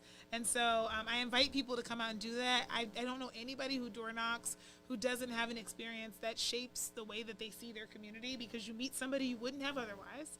And you find out a little bit about them. You get to see their home, right? You get to see, like the outside and sort of like how they've decked and like where they're living. And like, there's just this way that the world becomes just a little bit closer. And people sometimes will share stories with you, or you get to see their pets and their kids. And like, there's just this interesting way that there's, an additional level of familiarity when you're having a conversation at a door, that I think is helpful to us as we're building community across, the city. And then you also can do phone banking, which you can do from anywhere you are on Zoom with us. We love it. So there are lots of ways to get involved and help. And we always invite you to sign up on the website, put up a lawn sign if you can. Like, all of these are great ways to be able to help the campaign. Correct. awesome. I think this is a picture of what you were talking about. Was that the debate? No, that is her opponent. Oh, okay. That's Yeah, Kevin McCarthy. Okay. And I was speaking of the debate last night where Yes. she just was phenomenal. Thank you. I missed it, so let's elaborate a little bit. She talked about policy, and the majority of everything you heard today is because this is not a mock-up. This is what she feels from her heart. So the majority of what you heard today is what she spoke on last night. Is this the full show that I have up on the She screen? didn't. No, that's a Yeah, an that interview has we nothing to do did with last in night. the Okay, primary. okay, Yeah, nothing to do with that's from that. Capitol Public Radio. Oh, okay. She okay. didn't deframe him at all. She didn't attack him. She just answered the questions with everything that she believes in. And she was saying that, and I'm just going to say it. Can I just say it? Sure. He ain't ready. He's not ready. And I'm supposed to be bipartisan, so I'm just going to say that the better woman will win. I'm going to get you. I love it. I love it. I love it. Anyone that watched the debate last night saw that the Dr. Flo was focused and on point, and she spoke of everything to renew Sacramento. While he was talking about the old dreams and the old, she was talking about the future and the focus on the future and how everyone can work together. Her whole stance was community, communicating to make a better place, to bring about a change. The newness of it all. Yep. The new community. Yep. Not just north, south, east, west, but I think everyone we have another as caller. one. Okay. Real quick. We got one more caller. Are you here to call to talk to Dr. Flo? Are you there? Yes, I'm here. Okay. Hi. Sorry. Hey, I saw- hi, Dr. Flo. Hi. How are you doing today? I'm doing well. How are you? Another day at the office for me. I'm kind of shocked. I wasn't expecting to get you. I didn't know that I would be on the phone with you, Dr. Flo. I had no idea. So I'm at a loss of words right now. Well, first so you can tell us your name. Okay, so That's which- First you can say your name. I've never been lost for words, and my name is Jonathan Word. nice to meet So- you, Jonathan Word. We have another caller on the line as well. Hold one moment, Mr. Word.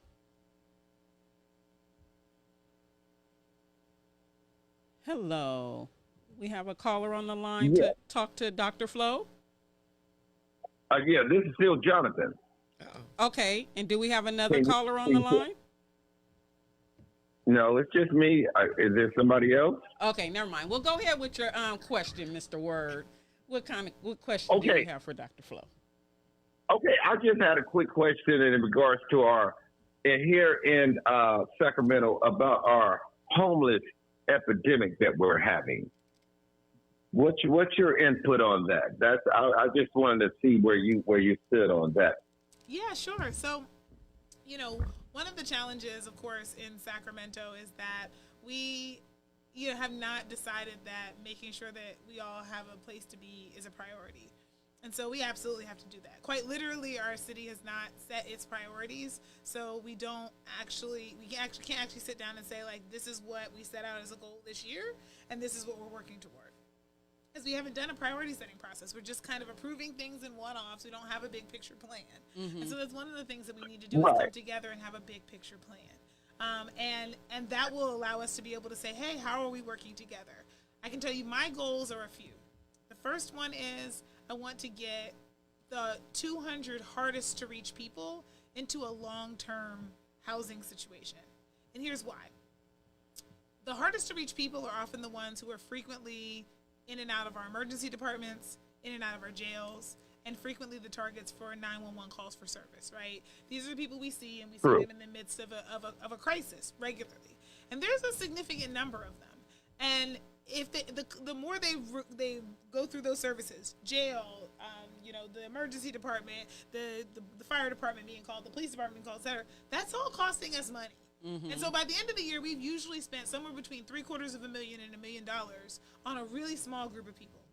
And if we can find a way to be able to wrap around all the services so that they can get long-term care and the things that they may need, I think we will put a big dent in where we're spending our money and time on homelessness. Because a lot of it is stuff that's not actually helping anybody to get out of the cycle. It's just things that are shuffling people from place to place and not really addressing the problem, but we're spending money. And so that's step one, right? Like we need to sit down, and it's not about forcing anybody into anything. It's about having a human approach, learning people's patterns, identifying what they're eligible for, so we can wrap around their disability services and their Medi-Cal and all these programs to pay for what we can, and then figure out who from the county, city, and other partners is going to set this up. But these are people. Many of these may not be people who are necessarily going to live entirely independently in the future. Like, that may not be the goal. The goal may be to make sure that they are well cared for so they can live at the greatest level of independence that they can have, even if that's not full independence, right? And so that's what we want to, that's the plan to get them. But part of that is getting them housing and getting them some wraparound services to make sure they stay in their housing so that we're able to make a big difference in how much money we're spending. Because that would be $1 million. I could house you with a live-in somebody for way less than $1 million, right? Yes, so yes. let's spend our money more wisely, right? And then let's also look at what do we have to be able to just get people who right now, who, you find them in front of, a business in the morning and you're like, hey, I want to get this person stuff, but we don't have anywhere for them to go. So what happens is they get called and then they get swept along to nowhere, right? Just not here. So what happens if we create safe rest villages in lots of places around town that have electricity and where you can charge your cell phones and do your laundry and use the restroom and get enrolled in services and have a place to stay and that's independent and also have some structure and some enrollment, people coming on site to be able to provide services. For what we can do together and what makes this can be like this in between thing, right? That we're able to do so that it's on the way to permanent housing, but it also has a lot of dignity and we can all rally around it. And so if we're able to do that, that's a lower cost, but it serves an immediate need of where can this person that I see that needs help go, right? Right. And so then we have this ability as well to be thinking about how do we get young people, right? We have 1,500 young people, kids or in their families who don't have a permanent place to stay. What if we also work with the schools who also have somebody to work on this to come up with a plan for them, right? And we do that over the next 4 years. Now we're cooking with hot grease, right? Like now we have the ability to start moving some things because we've taken the money that we've just been spending on this revolving cycle for people going in and out of emergency room, jail, emergency room, jail. Now we've actually gotten them settled. Now we have a place for people to go so that we're not just saying not here, and we can actually start to repair the trust and actually have self-governing communities within those spaces where we're now identifying people who do have an ability to live, independently, and what the need is. And then coupled at the same time, we put a little fund together. The city did $2 million in the past to help 800 people who were at the risk of an eviction. And you know what happened? 18 months later, about 770 of them were still in their place, right? Just took one-time money to save them from being out on the streets. And for a while there, the homelessness numbers kept going up because for every one person we got rehoused, 3 people lost their housing. So you get one person in, you turn around behind you, and there's 3 more behind you, right? Yeah. You're never going to get caught up if that ratio stays. So we got to keep keep people who were in their housing being able to afford it. Yeah. That's the only way we're actually able to stop this from just continuing to escalate, is we have to keep people in their housing. Right? Yeah. And then when we figure out what's working for us, we export it to our neighbors because everybody's fear is, well, if we do all this good stuff, then other people experiencing homelessness will come here. You mean if we're successful, people will want to be where success happens? Sure. Yeah. That's typically how that works, right? Yeah. The difference, though, is that we can also just help them be successful, too, right? Can I ask you a question? Can you elaborate on Proposition 33? Yes. So Proposition 33 is a proposition to repeal what is known as Costa-Hawkins. That was a policy that was passed decades ago that made it so that at the local level there are restrictions on the type of rent control you can put in place, right? The type of regulations you can even pass. And so all Prop 33 does is say those regulations will go away. So now at the local level you can decide for yourself. Prop 33 does not pass rent control anywhere. That's not what it does. It just allows you at the local level to be able to call the question. Right now, you can't call the question because you're not allowed because state law supersedes local laws. So you can't make any state law, and you can't make any local laws that go against the state law because the state law always prevails, right? I think if the state law says you can't change, you can't implement these things, you can't, even if you wanted to at the local level. So all this does now is say, all right, y'all decide. And so the people going against it are basically saying they don't want us at the local level to be able to decide what's right for our families and our communities. And I think that's nonsense. Hi there. I'm having trouble hearing you. Oh, can you hear us now? I can. Hello. Hi. Hi, may I ask my name is Bob Kerr. William Bailey had spoken about me, I guess, earlier. I just wanted to call in and say that I've listened to every podcast and every segment about you that I can find on YouTube, and you have my full support. Thank you. Thank you And so much. mine I also. appreciate that. Yeah, I love it because we need here in California. This is Sacramento. And a lot of people don't realize that Sacramento is the capital of California. So we set the bar right here in this city for the rest of the United States. Definitely. You know? And this is what a lot of people don't recognize about living in Sacramento, about being a part of Sacramento, because right here is where the laws are passed at, and other states are looking at us to duplicate what we do, because we do set the bar. We have the highest tax, we have the highest rent, of course, next to New York. We have everything. It costs to live here in California. And if it costs everyone so much to live in California, how is it that we have this humongous, a homeless crisis that we're facing? Because we're generating, like you said, it's a cycle. So we're dealing with this cycle. What's happening is, yes, it costing us more money, but it's also generating more money. Thanks a lot for calling and sharing. Thank you for sharing. I mean, appreciate it. I was like, yes, we often, are an example to the rest of the country. We often pass cutting edge policy at the state, and so there often are ways that we are leading.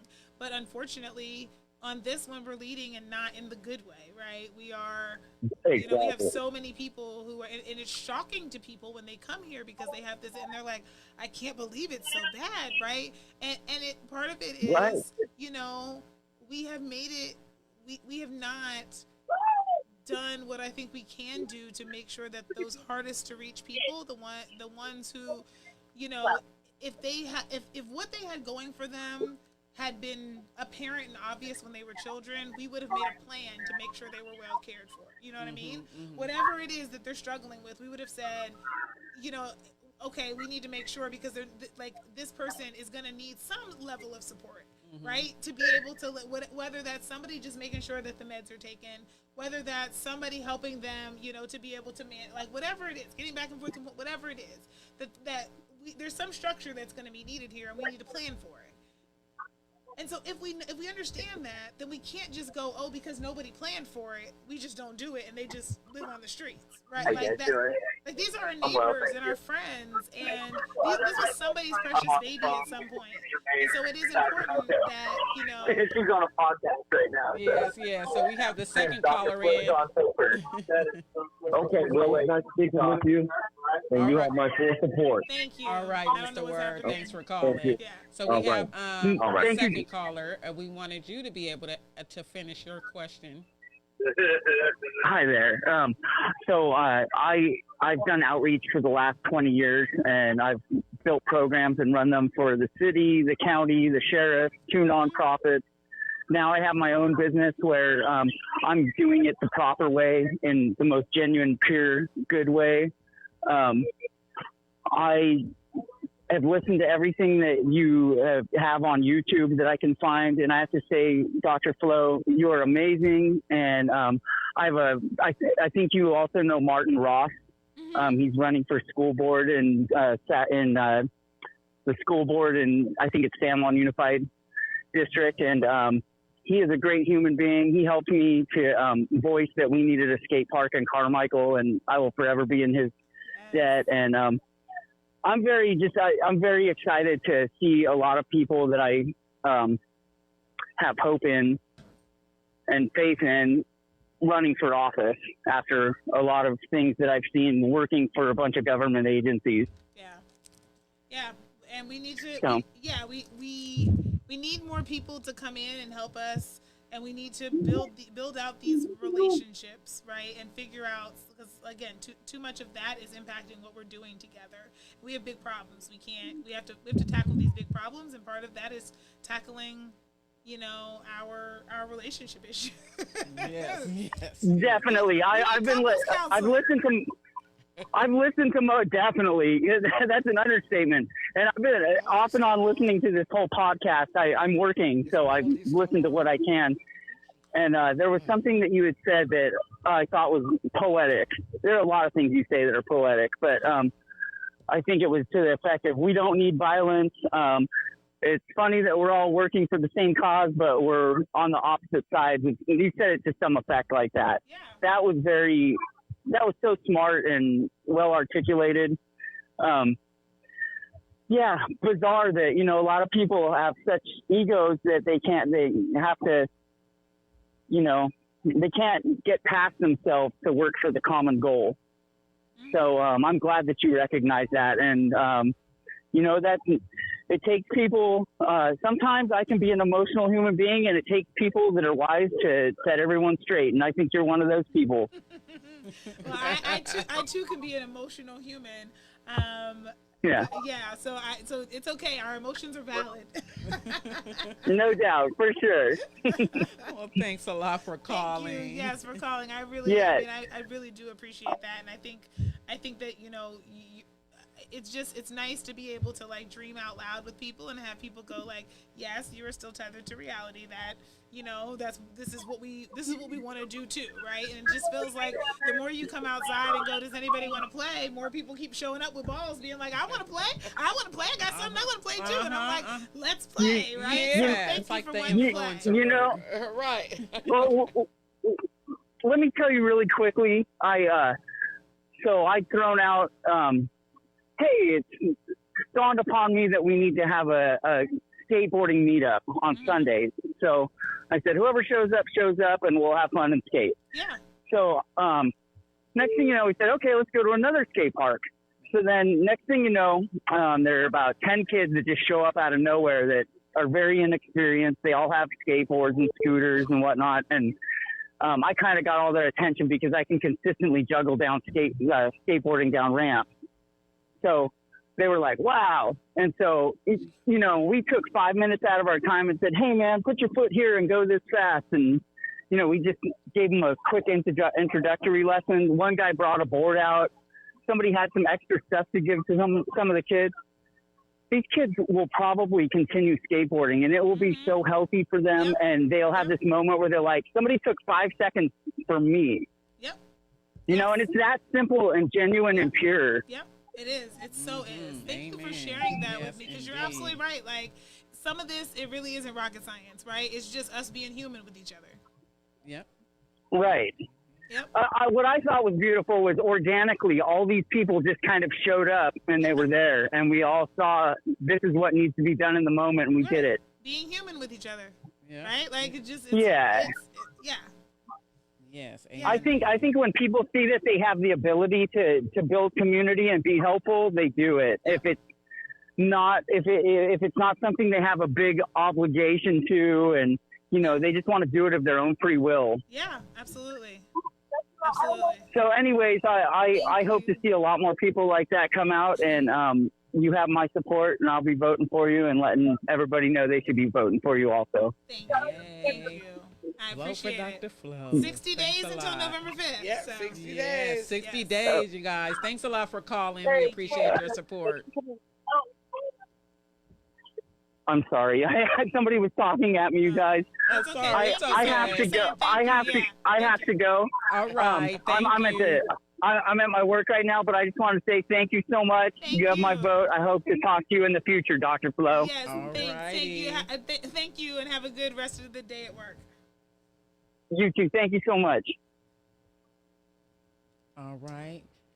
Well, we had some callers in the house some callers, today. I got to get ready to go. Yeah, so we head down to Capital Punishment. So it's a pun show that happens. So it's capital PUN. Okay.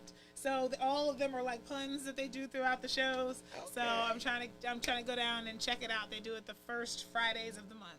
Okay. Well, give us your closing word. What would you like to tell the viewers? I would just say, we are 60 days away from the election. Thank you so much for having me on. I loved being on Made for a Boss TV on our Boss Work Media Network. So thank you so much for having me. Thank you for, just allowing me an opportunity to get in the vibe. I'm not going to use a pun, even though I am going to capital punishment.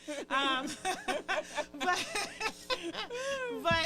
you know, I wanna be someone who we are working with in this community. You know, the role of advocate is different than the role of mayor, and I'm aware of that. And I'm stepping into the role. I'm ready and asking everybody who wants to